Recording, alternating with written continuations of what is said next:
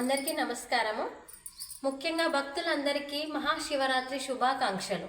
ఈరోజు ఈ వీడియోలో హిందూ సాంప్రదాయాల ప్రకారం అత్యంత పవిత్రమైన పర్వదినంగా భావించే అటువంటి మహాశివరాత్రి గురించి తెలుసుకుందాము. అసలు మహాశివరాత్రి రోజున చేయవలసిన పనులు ఏమిటి, పాటించవలసిన నియమాలు ఏమిటి, అసలు శివరాత్రి పండుగ ఎందుకు జరుపుకుంటాము, ఇలాంటి వాటి గురించి ఈ వీడియోలో తెలుసుకుందాము. ముందుగా శివరాత్రి పండుగ అంటే ఏమిటి? శివరాత్రి శివపురాణం ప్రకారం చూసుకున్నట్లయితే శివరాత్రి రోజున శివుడు మరియు పార్వతీదేవి యొక్క కళ్యాణం జరిగిన రోజు కాబట్టి ఈ రోజున మనము ప్రత్యేకమైన పర్వదినంగా భావించి వారి యొక్క కళ్యాణ మహోత్సవాన్ని మనం ఒక ఘనమైన పండుగగా జరుపుకుంటాం. కాబట్టి ఈ రోజున శివరాత్రి మనం స్పెషల్గా పండుగ జరుపుకుంటున్నాము. అదేవిధంగా ఇంకో కథనం ప్రకారం చూసుకున్నట్లయితే శివుడు లింగ రూపంలో ఆవిర్భవించిన రోజును కూడా శివరాత్రి పండుగగా జరుపుకుంటాము. ఒకరోజు బ్రహ్మ మరియు విష్ణుమూర్తి ఎవరు గొప్ప అని చెప్పి తగాదాలు ఆడుకోవడం జరుగుతుంది. ఆ విషయంలో శివుడు సరే మేమిద్దరిలో ఎవరు గొప్ప అనేది నేను తీర్పునిస్తాను అని చెప్పి శివుడు లింగ రూపంలో ఆవిర్భవించి ఈ లింగానికి ఆది అంతం అనేది ఎవరు కనుక్కుంటారో వారు గొప్ప అని చెప్పి వారిద్దరి మధ్యలో ఒక పరీక్ష పెట్టడం జరుగుతుంది. దీని కొరకు బ్రహ్మ మరియు విష్ణుమూర్తి ఒకరు ఆది కనుక్కోవడానికి ఒకరు అంతం కనుక్కోవడానికి వెళ్తారు. కానీ వారెవరికి కూడా ఆది అంతం అనేది తెలియలేదు.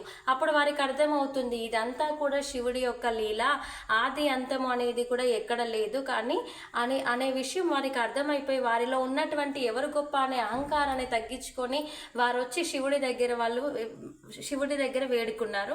ఆ రోజున శివుడు వారిద్దరి మధ్య తగాదు తెంపడానికి శివలింగ రూపంలో ఆవిర్భవించాడు. కాబట్టి లింగ రూపంలో ఆవిర్భవించిన రోజున మనము అత్యంత పవిత్రమైన పర్వదినంగా భావిస్తూ మహాశివరాత్రి అని చెప్పి జరుపుకుంటున్నాము.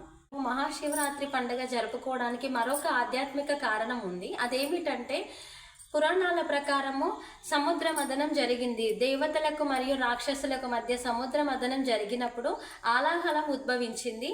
ఆలాహలం ఉద్భవించినప్పుడు శివుడు సృష్టి సంరక్షణ కొరకు, లోక సంరక్షణ కొరకు ఆ ఉద్భవించినటువంటి ఆలాహాన్ని తను మింగాడు. అప్పుడు మింగినప్పుడు పార్వతీదేవి తన గొంతు దగ్గర అడ్డుగా చేయితో ఇలా పట్టుకోవడం జరిగింది. ఆ విధంగా పట్టుకున్నప్పుడు విషము గొంతు దగ్గరే ఆగిపోయి శివుడి యొక్క కంఠం మొత్తం కూడా నీలపు రంగులో మారిపోతుంది. ఈ విధంగా నీలపు రంగులో మారినటువంటి కంఠంతో ఉన్నటువంటి శివుడిని అప్పటి నుండి మనము నీలకంఠుడు అని చెప్పి పిలుచుకుంటున్నాము.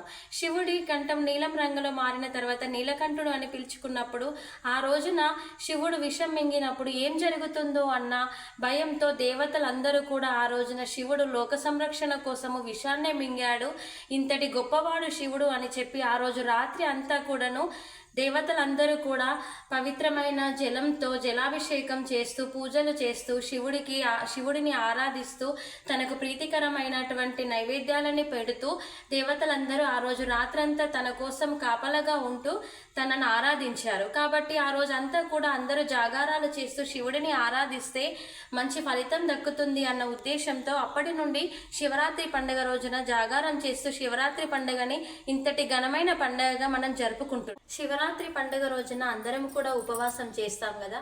అసలు ఉపవాసం అంటే ఏమిటి? ఉపవాసం అంటే ఏమిటి? ఆకలితో ఉండడమా? అన్నం తినకుండా ఏదైనా సరే తినకుండా ఆకలితో ఉండడమా? ఆకలితో ఉండడం అంటే ఉపవాసం కాదు. ఆకలితో ఉండమని చెప్పి ఏ రోజు కూడా దేవుడు చెప్పలేదు. అదేవిధంగా ఒక పూట కానీ 2 పూటలు కానీ ఇది మాత్రమే తిని టిఫిన్ మాత్రమే చేసి ఫ్రూట్స్ మాత్రమే తిని ఉండమని కూడా ఏ రోజు దేవుడు చెప్పలేదు. ఉపవాసము అంటే నియమనిష్టలతో శివుడికి ఉపవాసము, అంటే దగ్గరగా, వాసము అంటే నివసించడము, శివుడికి దగ్గరగా నియమనిష్టలతో నివసించమని అర్థము ఉపవాసం అంటే. దీనికి ఉదాహరణ చూసుకున్నట్లయితే ఉపవాసం చేస్తే మనకు మంచి ఫలితాలు కలుగుతాయని మనం నమ్ముతాము కదా. ఆ విధంగా ఏ విధంగా నమ్ముకుంటాం అనడానికి ఒక ఉదాహరణ చూద్దాము. ఒకరోజు వేటగాడు, పురాణాల ప్రకారము వేటగాడు తన ఆహారాన్ని వెతుక్కుంటూ అడవికి వెళ్తాడు. కానీ ఆ రోజు తనకు ఆహారం దొరకలేదు. ఆ రోజు ఆ అడవిలోనే ఉండిపోవాల్సి వచ్చింది. తను ఆ రోజు ఆకలితో అదే విధంగా ఒక చెట్టు పైన బిల్వ వృక్షం పైన నిద్రించడానికి వెళ్తాడు. కానీ తనకి అడవిలో ఏమైనా జంతువులు వస్తాయన్న భయంతో ఆ రోజు ఆ వేటగాడు తన దగ్గర ఉన్నటువంటి నీటి దారను పోస్తూ ఆ బిల్వ వృక్షం యొక్క బిల్వ పాత్రలను ఒక్కొక్క ఆకడు తెంచేస్తూ కింద పడేయడం జరుగుతుంది. కానీ ఆ బిల్వ వృక్షం కింద శివలింగం ఉన్నదన్న విషయం తనకి తెలియదు.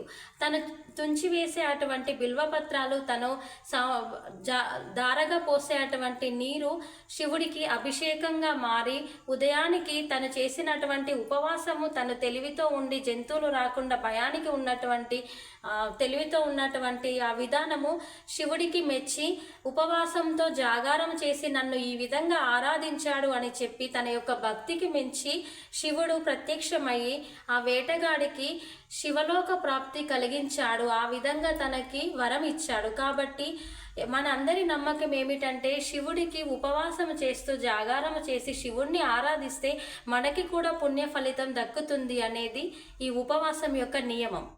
ఉపవాసం అనగా కోరికలను నియంత్రించుకోవడము, మనపై మనము శ్రద్ధ పెట్టుకోవడము. ఈ విధంగా శివుడి దగ్గర మనము నియమనిష్టలతో శివుడిని వేడుకుంటూ ఉపవాసం చేస్తూ మనము కూడా శివుడి నియమాలను పాటించాలి.